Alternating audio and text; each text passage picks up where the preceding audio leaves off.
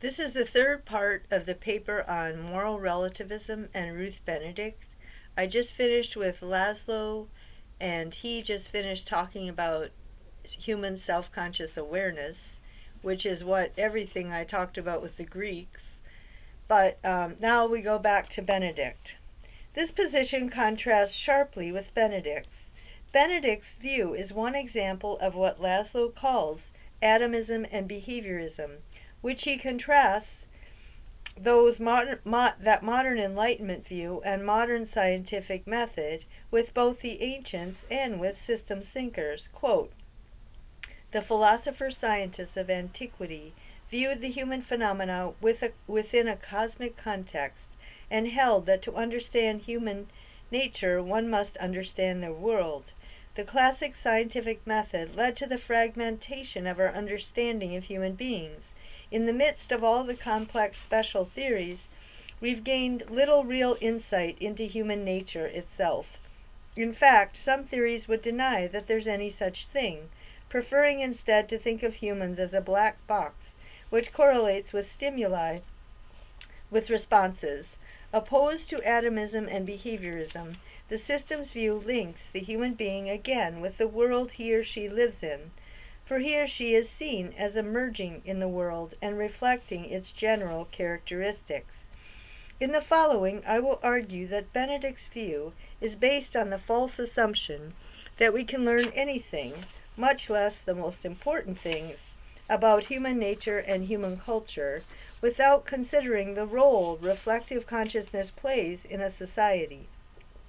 Her methodology is to study behaviors alone, assuming they are value-free because they arise as the result of a history of accidents and non-rational and subconscious reactions to immediate external stimuli.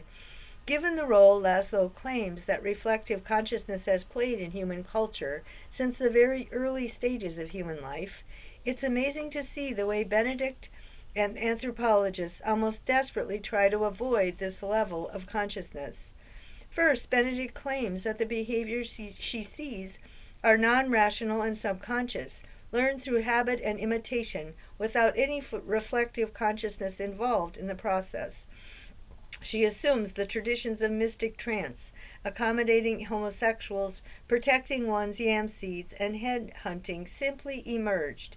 She assumes they did not emerge as a result of the intellectual process of pattern recognitions. She denies that. She does not talk at all about whether the members of this tribe have any language and the nature of that language. Lazlo distinguishes between language as denotative symbols rather than expressive signs. Animals can communicate through signs. Only human beings can develop language systems that enable them to form an alternative view of the world and act on the basis of that alternative.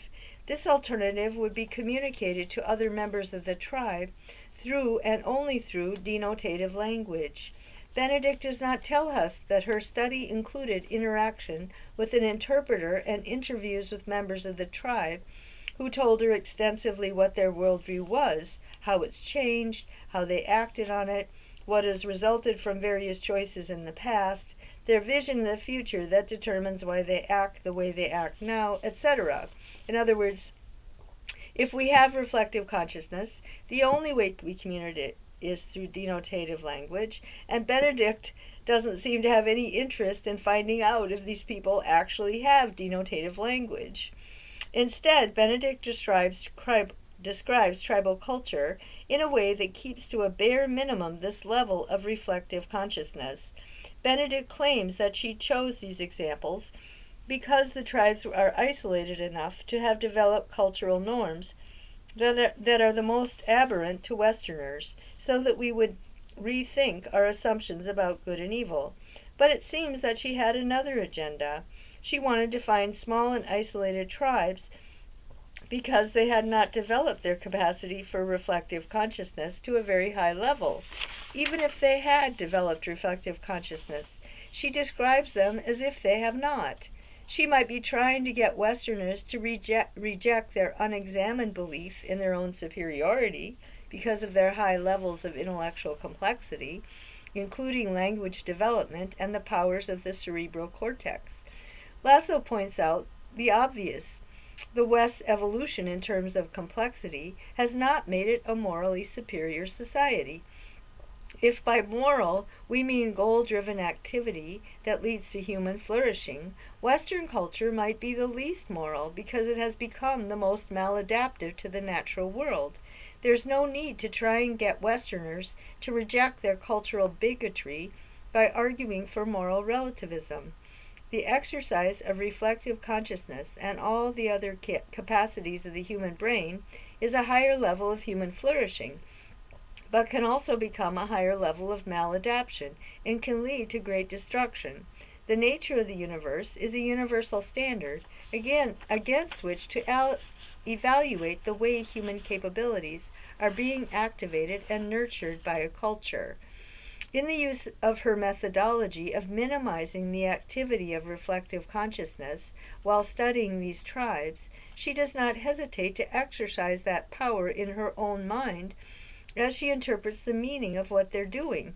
She does not ask any of the Hindu yogis or members of other mystic sects what they think they are doing and why, what it's like to have a mystical experience, how that experience is connected to all other aspects of life, including intellectual, cultural, political, and daily life.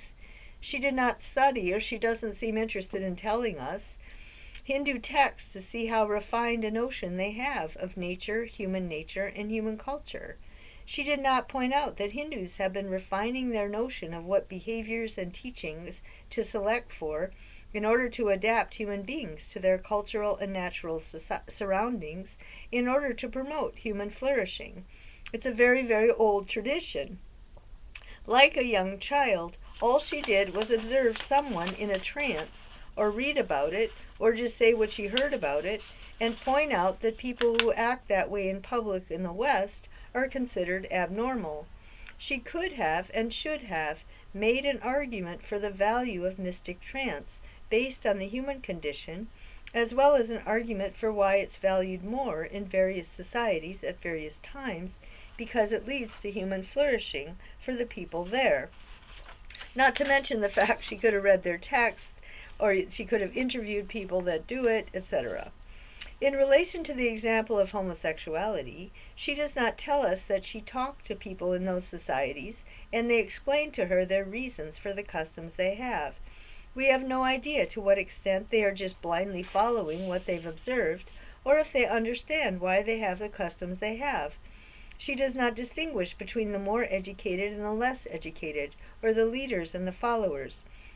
Almost all societies have leaders, and those leaders meet together to discuss and determine what Lazlo calls normative values, the behaviors they want to begin to select for, or the ways they want to modify what they have, or the behaviors they want to reinforce, because they believe these changes or this kind of focus will lead the society to flourish, or because they believe this direction is the best way to adapt to their situation, the natural surroundings, their relations with foreigners nearby and farther away, and their internal integration. If she would have described what the tribal members said to her, she could also have suggested why the West in the past selected for considering homosexuality a perversion, and why in the future, as we define our ability to flourish as less and less dependent upon having more and more people, our attitudes might change. She could explain that there are good reasons to suggest the acceptance of homosexuals as a normative value in the future, because it will enable Western society to adapt to its circumstances better, or it will not threaten the flourishing of Western culture. Even though Benedict claims to be objective by not including any level of reflective consciousness in her observations of behavior, she imposes her own values into her descriptions of behavior without realizing it. In the example of headhunting, she describes the chief whose son has died, followed by the chief's random killing of someone else. Then she says, quote, "In this, according to their own interpretation, he acts nobly because he has not been downed. He has thrust back in return. The whole procedure is meaningless without the fundamental paranoid reading of bereavement. Death, like all the other untoward accidents of existence, confounds man's pride, and can only be handled in the category of insults, unquote. It is ironic that Benedict says, quote, according to their own interpretation, unquote, because she does not tell her reader that she actually had a way of communicating with the chief, so that she knew in fact that this is the way he interpreted what he was doing. Further, as I have mentioned, there are many reasons to think that Benedict's claim are her interpretation and not his. The chief might agree that he acts this way because he's not been downed, but, as I said earlier, the reason he has to thrust back is to convince himself and his fellows that he's powerful and can protect the tribe. It seems obvious to me, or at least much more likely, that this fear of ability to survive would be the driving force beneath the behavior, because survival is so basic, and the death of the chief's daughter against the chief's will is such a clear indication that he's not all-powerful. Instead, Benedict assumes that thrusting back necessarily means what she calls the fundamental paranoid reading of bereavement. But is not the word paranoid her own projection of what is normal and what is abnormal? The natives do not think of this as an overreaction or an indication of a mental disorder, yet Benedict has used a word to interpret it that in English means a mental disorder. On my view, it is a natural reaction intended to lead to the sense of empowerment in one's leader. Next, Benedict says that the natives believe that, quote, death, like all the other untoward accidents of existence, man's pride and can only be handled in the category of insults, unquote. But how does she know that? Did she interview the chief? Again, she has completely projected her own worldview into the situation. She's not at all the detached observer the Enlightenment values so highly, as most Enlightenment thinkers were not. They were always deceiving themselves. She does not even realize what she's doing. In a close-knit tribe that lives on the edge between survival and failure to survive, any, quote, accident of existence would be perceived as a threat to survival. There would be cultural norms established to make citizens feel courage rather than fear and empower them to face the future. Benedict's interpretation is not only uncalled for and originates in her own mind, it also sounds more like a Westerner's problem than a problem in a tribe that's continually trying to cope with the need to survive. In the example, to the attitude the tribal culture exhibits in relation to the problem of protecting one's yam seeds, Benedict again claims to be objective, but offers an interpretation that projects her own attitudes and values, which are clearly Western.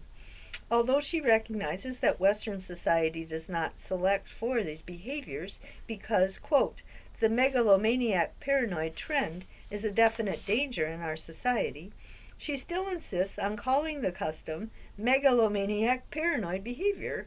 If she were really objective, she would simply describe the behavior and not give it a Western label that puts it into a category of a severe mental disorder.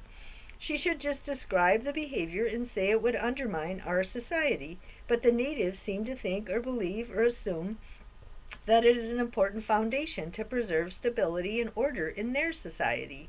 After all, the protection of one's yam seeds is the most important responsibility each citizen has to ensure their own survival.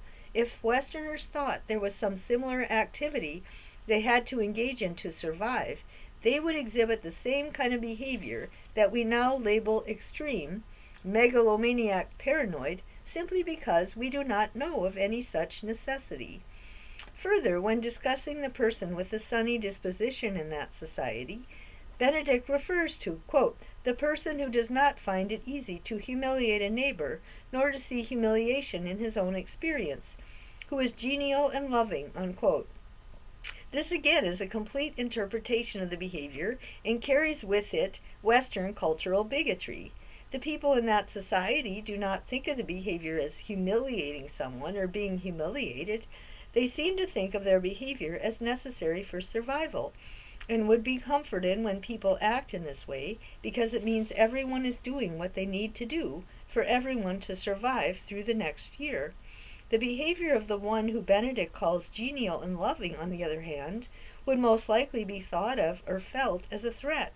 If everyone acted that way, people might trust each other too much and steal each other's yams, as Benedict points out. This behavior is valued in our society, but it's obvious that the value is connected to the behaviors necessary for us to flourish and survive. I'm only surprised that the members of the tribe only laugh when they hear about him and think he's silly. It seems possible, if not more likely, that he could be perceived as a threat and treated much more harshly if one considers the importance of protecting one's yam seeds and the way his loving behavior could easily be understood as undermining the social fabric. Further, Benedict uses the modern scientific method to draw what she considers a legitimate conclusion based on the data. Quote, "These illustrations, which it has been possible to indicate only in the briefest manner, force upon us the fact that normality is culturally defined," unquote.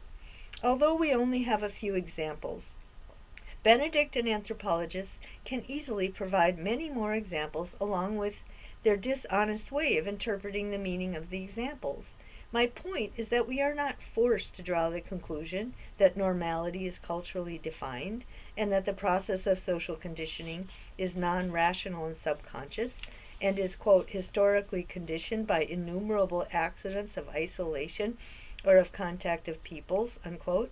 Instead, Lazlo would say that the behavior can be understood as a process of cultural selection and adaptation driven by the use of reflective consciousness and the need to survive within the context of a natural world. Our reflective consciousness is continually seeking out patterns and developing language and a worldview that will give us tools to achieve the goal of flourishing. On Lazlo's model, the development of language, a cultural history that tells the stories of patterns in the past in order to educate leaders and citizens about what to anticipate in the future, and the development of a picture of the world which enables people to act on the basis of thought rather than just react to stimuli, is what these cultures really are. They are not the behaviors themselves in isolation. They fundamentally are the meanings driving the behaviors. We are cultural creatures by nature. Our worldviews lead us to act on the basis of ideas that often conflict with what our immediate, unexamined responses would be. This does not make us better than the other animals. It only makes us more complex. We can inhibit ourselves in ways that prevent us from adapting to circumstances, as well as inhibiting us in ways that promote flourishing. Benedict and the social sciences among Enlightenment empiricists assume that grown adults are what they are as a result of genetics and a history of immediate reactions to the external environment. Lazlo and the intellectuals of antiquity claim that people are the interpretations of the external circumstances and their internal reflections on those interpretations, even in the cases of fairly simply organized tribes and even among young children. And so again, the whole thing I did about the Greeks was their reflective self-consciousness, their development of a culture and an intellectual history, stories to pass on to the next generation. Anyway, ironically, Benedict has made herself into God. She does not consider any alternative interpretations. She does not ask the people she studies what they think. She's part of a Western tradition that has established a professional methodology that, in the name of the absolute doctrine of moral relativism, has refused to see, much less study, the power of reflective consciousness in the history of humankind. Worldviews cannot be lumped together as another aspect of the external environment. The powers of soul we use to observe external events, our sensations, are very different from our powers of reflective consciousness. People experience cognitive dissociation and cognitive dissonance when they cannot integrate their external experiences with their internal worldview. The psychology behind Benedict's and the anthropologist's methodology does not describe the many, many activities of the human psyche.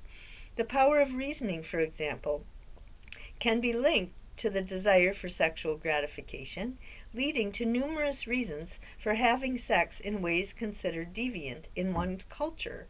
The power of reasoning can be linked to one's worldview, leading to numerous reasons to refrain from sex, from what's considered illegitimate sex, based on fear of punishment, or based on a larger vision of human flourishing and a healthy society. All the human powers of soul can be linked with each other in numerous ways. This explains why we are cultural creatures and destined to create cultures, whether we do it well or poorly. Human behavior simply cannot be studied apart from all aspects of a culture and from its ability to flourish. Simply studying what behaviors are followed by positive reactions among citizens and what behaviors are followed by negative stimuli, in other words, what behaviors are part of cultural conditioning, without the cultural context, the stories and reasons and worldviews behind that conditioning, is simply a failure to study the nature of the creature one is trying to study. Benedict's article is driven by her own reasoning and by the conclusion she wants to draw. She stacks the deck by using examples and interpreting those examples to draw a conclusion and claim we are all forced to draw the conclusion that morality is relative and arbitrary. She defines her terms, such as morality, in ways that presuppose her conclusion. Lazlo and others question those definitions, her view of the nature of reality, her methodology, and all aspects of her argument. Her conclusion, therefore, does not follow necessarily, and, I have argued, does not describe human nature, human culture, and the human condition. It gives us a distorted view that has done great harm to the intellectual community and to our ability to thoughtfully study the world's cultural traditions in order to learn from what has worked and what has not worked, so we can create normative values in our own time that will lead us toward natural and cultural flourishing. Benedict is trying to use a very childish, unreflective kind of Western bigot who has no curiosity. Benedict is trying to convince a very childish, unreflective kind of Western bigot who has no curiosity about people and other cultures and is willing to immediately judge anything which is not customary as morally inferior. Not many adults are really that superficial. Those that are will never listen to arguments anyway, even bad arguments. Benedict also never mentions the way that people driven by the desire for power in every social sector will use the power of custom, the irrational fear of change, and the irrational identification of oneself with one's cultural tradition as a way to gain the trust of citizens, even when the leaders themselves know that such bigotry will hinder the changes necessary to adapt to changing circumstances. Benedict does not consider the ways people use reflective consciousness to manipulate their fellows and get them to vote or act in certain ways. She does not mention how power-hungry citizens deliberately ignore the need for normative values that select for adaptation that leads to integration in the future in order to get power in the present. The kind of corruption can occur in tribal cultures as well as in the most complex societies. Benedict does not interview any of the people she studies, so we have no way of knowing what the culture really is and is about. And she didn't talk about having a translator or anything. We do not know the combination of worldviews and basic human emotions that are driving the behavior. As I pointed out before, Benedict assumes people are driven by the external environment and genetics alone. This position rules out reflective consciousness, which Lazlo argues is the main driver in the history of humankind. When one realizes the extent and nature of the gap between antiquity and systems thinking and modern scientific method in relation to the social sciences, one can understand why the intellectual community has become so fragmented and conflicted. We cannot agree on the most basic assumptions about the human psyche, what powers it has, how they are used, and how they ought to be used. We speak as if we are studying two or many entirely different species. Our professional language communities are often incoherent to each other. When one group talks about human nature or human culture or the human condition, the other group or groups has no idea what they are referring to. It is difficult to create compelling arguments that defend one position over another when the conflicting positions have rejected any view of the world which includes the other depends upon which the other depends upon for its argument. The only way to argue is to show that Benedict's view is internally incoherent, that it refutes itself. I have shown this earlier in other respects. Now I will show this in relation to the power of reflective consciousness. Benedict ignores this level of culture and this power of human nature when she supposedly objectively makes observations about the behavior of members of various tribes or cultures. Next section, moral relativism, systems thinking, and religion. Another great intellectual divide exists between the kind of empiricists Benedict represents and how we understand the world's religious traditions. In respect to human beings' ability to be molded in a great many ways, Benedict points to a culture's religion as particularly amenable to a wide range of beliefs. Quote, in certain fields, such as that of religion, these wide limits of variability are well known and can be fairly described, unquote. Insofar as Benedict and anthropologists do not recognize the power of reflective consciousness as the source of human culture, they do not recognize the power of religion, a cultural worldview, in the cultural conditioning citizens receive. The empiricist tradition splits facts from value. In doing so, it splits religion, which is focused on values, from facts, which is studied by the sciences.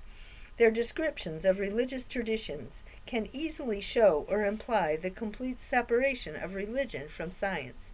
Religions can be understood as claiming the existence of cause-effect connections that science has either proven wrong or that science cannot examine, such as some kind of deities intervening in human affairs. Religious belief is contrasted with scientific knowledge. The worldview and method for attaining truth on each is considered incompatible.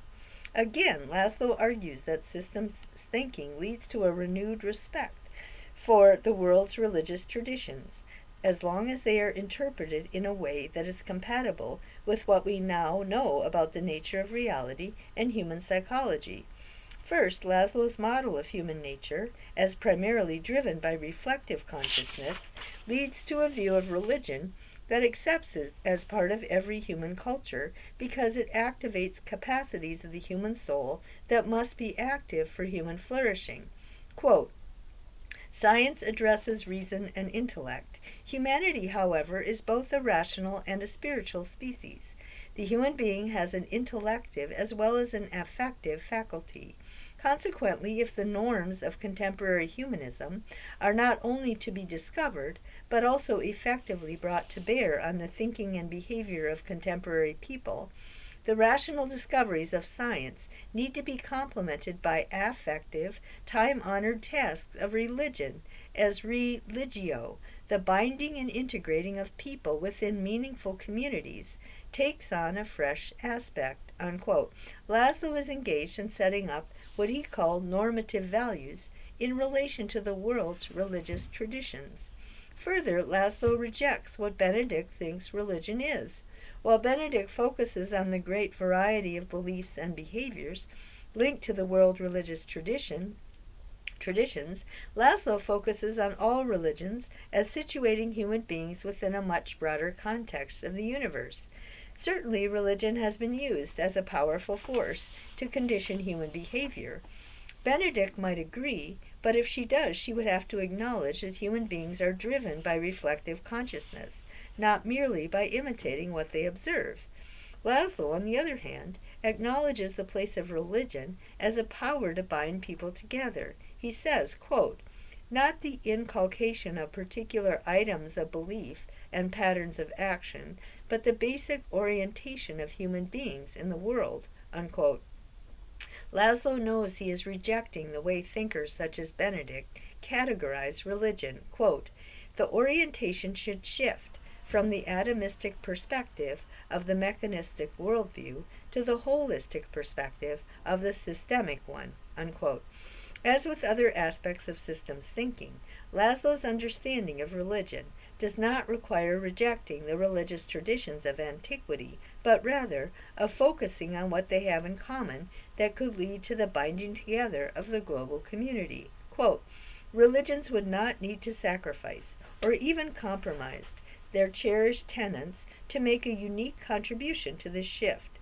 They would only need to draw on their own humanism and ecumenism to encourage creative thinking in regard to the elaboration and extension of their traditional insights. There is obviously a significantly humanistic and ecumenical component in every great religion. The great religions could draw on such ecumenical and humanistic elements to nurture a creative elaboration of their fundamental doctrines, supported and promoting the shift to the new holistic consciousness. Unquote. Benedict does not consider the human capacity for this level of reflection and the integration of religious traditions, even though there's empirical evidence that cultures in the past have adapted elements of the traditions they've been exposed to in all aspects of culture, including religion. Even when such adaptation is noted as a point of fact, Benedict's methodology does not allow for any speculation about why a society adapted some aspects of another culture rather than others and redefined normality and morality in a different way.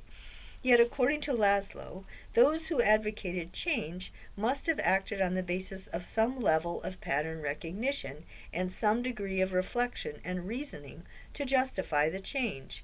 Empiricist social sciences interpret human history as proof of the great plasticity of human nature and the power of social conditioning to mold people to follow what others are doing. System scientists interpret human history as the creation of the world's only self-conscious creature, acting in ways that are never immediate reactions to outside stimuli, but that either leads to ignoring that stimulus or to interpreting it in a way that incorporates it into a worldview and then motivates people to act in ways that conform to that worldview. Lazlo thinks reflective self-conscious awareness is our primary motive, what really drives human beings and human history. Conforming to the worldview will also mean doing what others do most of the time, but always leaves open the possibility for a re-examination of the view and of how to act in ways that conform to the view. Lazlo ends with his own way of combining traditional religious systems with the language system thinkers use to describe our universe. Quote, the vast sweep of system-building processes from Big Bang to the emergence of life, mind, and consciousness, could be recognized and indeed celebrated by the religions. The recognition of the evolutionary self-creation of humanity and of the larger reality of the cosmos need but not be confined to the empirical sciences. The process is all-embracing and has a spiritual in addition to a physical dimension. We bear, after all, within our body the impress of every transformation through which the universe has ever passed. Once again, Lazlo defines human beings as both minds and bodies and claims that the most well-adapted societies are those that integrate nature and culture and the various powers of the human soul with each other within a thriving community. Quote, not only our bodies, also our minds are immanent to this process of self-creation. The forces that brought forth the quarks and the photons in the early moment of the radiance-filled cosmos, that condensed galaxies and stars in expanding space-time, and that created the complex molecules and systems of our life-bearing planet, these forces inform our brain and thus infuse our mind. Unquote. The key is the deliberative cultivation of our capacity for reflective consciousness in a way that promotes the greatest level of adaptation to nature, the greatest flourishing of human nature, and the highest levels of culture. Quote, By recognizing and celebrating the world's evolutionary self-creation, religions could promote this process of recognition in each individual. They could come to self-recognition in each thinking and feeling human being. They could celebrate the evolution of the noosphere on Earth as the next and especially significant phase in the world's evolutionary self-creation. The self-creating universe is our larger self, our primary sacred community." Unquote.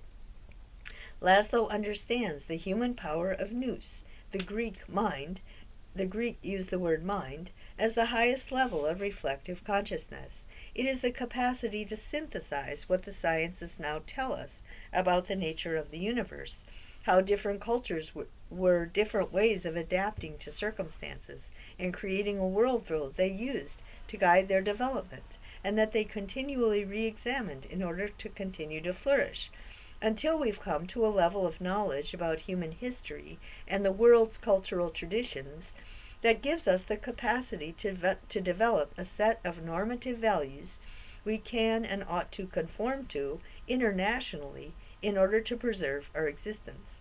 These international values would allow for many variations and allow each cultural tradition to preserve most of its practices, but with a different underlying worldview as the foundation for those practices.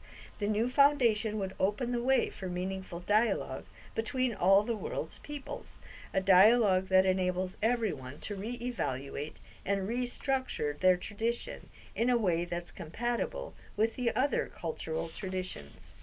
Lazlo is promoting normative values that not only should not be threatening, but that are his way of engaging in the process of using our powers of consciousness to create flourishing communities. This is the very activity Lazlo claims we've always been doing. It is amazing to compare this vision with Benedict's claim to so-called objectivity, when she describes human behavior as no different from other animals, based on imitation and habit, rather than on complex processes driven by reflective consciousness. It is amazing that human beings have such a great problem with what seems to be the easy task of following Socrates' admonition to know thyself. We cannot agree on what kind of creature we are. We disagree profoundly on this question. My criticism of Benedict is that she denies that human beings have, or that the human beings she studies have, the very level of consciousness and the desire to create a worldview that she exercises throughout her essay. Further, she's representing a long-standing intellectual tradition based on the modern scientific worldview that has been discredited and is now being replaced. Like all old habits, however, people behave in the ways they have been conditioned to behave, and they think in the ways they have been conditioned to think about their own thinking. Because we are reflective creatures, more importantly, we tend to believe what we've been conditioned to believe. Yet our capacity for reflection also makes us aware that we have choices. We can choose what to believe or not, what to do or not, and why. We are driven to seek truth and to defend what we think we know. This great human drive is completely ignored by Benedict and the profession she represents. According to Aristotle and the Greeks, this is entirely natural, and systems theory also. Conclusion. I agree with Benedict that the fact that Western culture is the most complex system of social networking yet created by human beings does not make us superior in any sense of the term. It's given us more power and more wealth, but not more truth, justice, or virtue. During the Enlightenment, when the human soul was first assumed to be a blank slate that was molded by culture, the natural world was also viewed as a source of unlimited resources, a blank slate, which we could use as we pleased, as long as we promoted human well-being. Today it is clear that we were wrong. Our resources are not unlimited, and we cannot mold ourselves in any way. At the moment, we've created a culture that molds people to behave in ways that reward the acquisition of material wealth. Such acquisition will inevitably destroy us and our natural environment as we know them today. Lazlo also condemns the way Westerners are molded to organize their lives around the goal of material acquisition. Quote, The Western world offers the values of affluence as the panacea for all social ills. As norms, these values are now have been replaced. In their place, we must propose positive humanistic value norms. Humanistic norms are not arbitrary. They're encoded in every natural system, but they can be overlaid by diverse cultural value objectives, and hence, in times of urgency, they need to be consciously rediscovered. If they are found and adopted, we will again exercise our powers of adaptive innovation in maintaining ourselves and our culture within the thresholds of compatibility with the dynamic and balanced multi-level holarchy that is the biosphere cum humanity, the Gaia system of planet Earth." Unquote. The universe, as we now understand it, leads us to the conclusion that, on the one hand, as Benedict says, quote, "most individuals are plastic to the molding force of the society into which they are born," quote, and that, as Lazlo says, human beings have the power of consciousness, which they can and must exercise in order to examine the way they behave and choose to live in ways that integrate nature and culture, according to what we now know. Our reflective consciousness gives us, quote, "knowledge of good and evil," quote, or the awareness that we have the power of choice and that we can always reject the forces of cultural conditioning around us. We do not know whether or not the members of the tribal societies Benedict studies have also become aware of this power and are exercising it. Benedict eliminates this aspect of reality in her analysis in order to draw the conclusion she wants to make. The only point that has to be made in our time is that there are very few human beings at this point in history who are so isolated from the broader culture that we are collectively creating. Further, we know we must change the culture we are creating because it's destroying us and everything around us. We have to reject the position of moral relativism Benedict advocates and all of the assumptions about nature, human nature, and culture upon which it is based. Lazlo's systems view is one example of the kind of worldview we need to create in order to adapt to our situation and establish a global culture that is sustainable over time. So I guess the main point about this view, this Enlightenment view of moral relativism, it denied the power of nous and the system of education for practical and theoretical wisdom. Now, they did it, the Enlightenment thinkers did it on purpose because they wanted to reject the Greeks' final causes. They wanted to replace the power structure. A lot of leaders who claimed to be wise and talked about nous and practical wisdom were not. They were just defending their privilege. But the consequences of denying reflective self-consciousness are severe. They're false. It's a lie about life, and it has been perpetuated for centuries.